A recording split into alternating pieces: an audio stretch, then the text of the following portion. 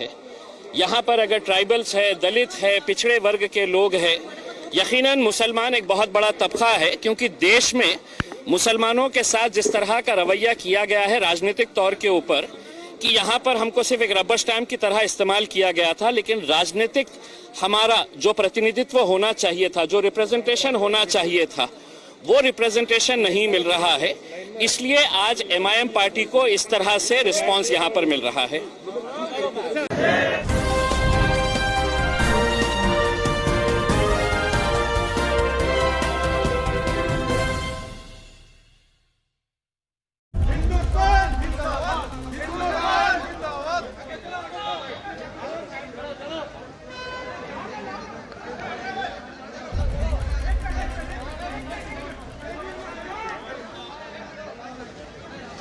निकाल के आगे चले जाए। ऐसा कह सकते कि हैदराबाद में ओवैसी के गढ़ में बीजेपी ने वहाँ पे सेंधमारी की है, तो बीजेपी के गढ़ में गुजरात में AIM सेंधमारी करने वाली है। देखिए, गढ़ किसी का भी नहीं होता। हमने कभी भी ये नहीं कहा है कि हैदराबाद जो है वो असदुद्दीन अवैसी साहब का गढ़ है या MIM पार्टी का गढ़ है। वहाँ पर हमारे चाहने वाले थे और MIM पार्टी जो है वो एक शहर से शुरू हुई थी। हम कोई राष्ट्रीय स्तर की पार्टी नहीं थे, लेकिन जैसे जैसे लोगों का रिस्पांस, लोगों का विश्वास और लोगों की मोहब्बत बढ़ती जा रही है, हमको ये उत्साह मिल रहा है। आज हम गुजरात इस देश का हिस्सा नहीं है, भारत देश का हिस्सा नहीं है। हमको भी अधिकार है, जिस तरह अलग अलग राजनीतिक पार्टियां आकर अपना नुमाइंदा वहां पे तय करती है, हमको भी अधिकार है और उसी अधिकार का इस्तेमाल करते हुए हम आज गुजरात में आए हैं। और यकीनन इतने सारे आप लोग जो आए हैं, इस बात का अंदाजा होता है कि हमारी जरा सी आहट के ऊपर आज इतनी बौखलाहट हो गई है। सोचिएगा कि असदुद्दीन अवैसी साहब आएंगे तो क्या हाल रहेगा।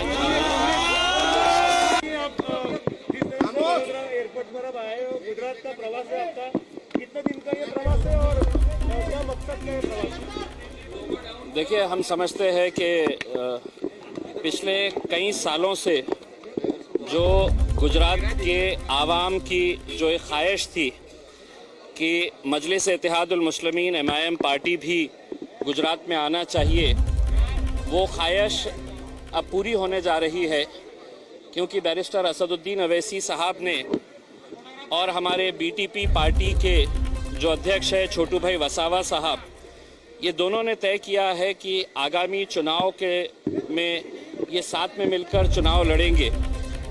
और जब से ये घोषणा हुई है तो आप देख सकते हैं कि पूरे गुजरात के अंदर जिस तरह का माहौल है और जो रिस्पांस है यहाँ की जनता का, तो यकीनन हमारा भी उत्साह ये बढ़ाता है।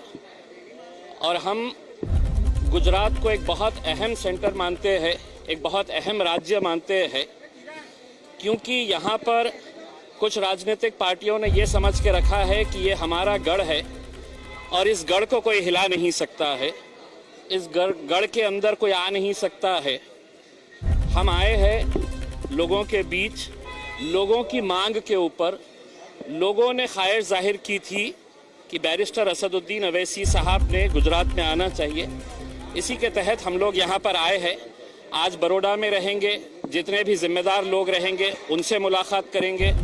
कल हम भरूच जाएंगे, जहाँ पर छोटू भाई वसावा साहब और उनके जितने भी पार्टी के नेता लोग हैं उनके साथ मुलाकात करेंगे और आगे की रणनीति क्या होगी, किस तरह से आगे हम बढ़ेंगे, इस बारे में चर्चा करेंगे।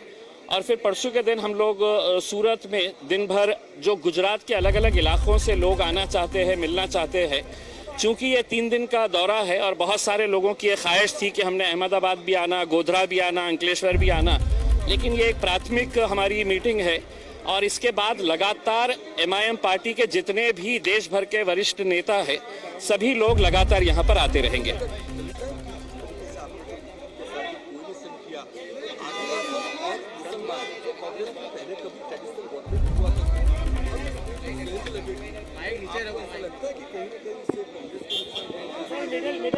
देखिए, ये सवाल हमसे बार बार यही पूछा जाता है कि आपके आने से किसको नुकसान होने वाला है, किसको फ़ायदा होने वाला है। हम ये समझते हैं कि पिछले 70 सालों तक हमने दूसरों के फ़ायदे के बारे में सोचा और दूसरों को इसका फ़ायदा मिला भी, लेकिन कहीं ना कहीं आज देश भर के अंदर देखिएगा कि हमारा सिर्फ राजनीतिक तौर के ऊपर इस्तेमाल किया जा रहा है। हम कहीं पर भी ये दावा करने के लिए नहीं आए हैं, कहीं पर भी ये बोलकर नहीं आए हैं कि हम गुजरात आ रहे हैं तो यहाँ पे सिर्फ मुसलमानों की हम नुमाइंदगी करने के लिए आए हैं। यहाँ पर अगर ट्राइबल्स है, दलित है, पिछड़े वर्ग के लोग हैं, यकीनन मुसलमान एक बहुत बड़ा तबका है, क्योंकि देश में मुसलमानों के साथ जिस तरह का रवैया किया गया है राजनीतिक तौर के ऊपर कि यहाँ पर हमको सिर्फ एक रबर स्टैम्प की तरह इस्तेमाल किया गया था, लेकिन राजनीतिक हमारा जो प्रतिनिधित्व होना चाहिए था, जो रिप्रेजेंटेशन होना चाहिए था, वो रिप्रेजेंटेशन नहीं मिल रहा है। इसलिए आज MIM पार्टी को इस तरह से रिस्पांस यहाँ पर मिल रहा है।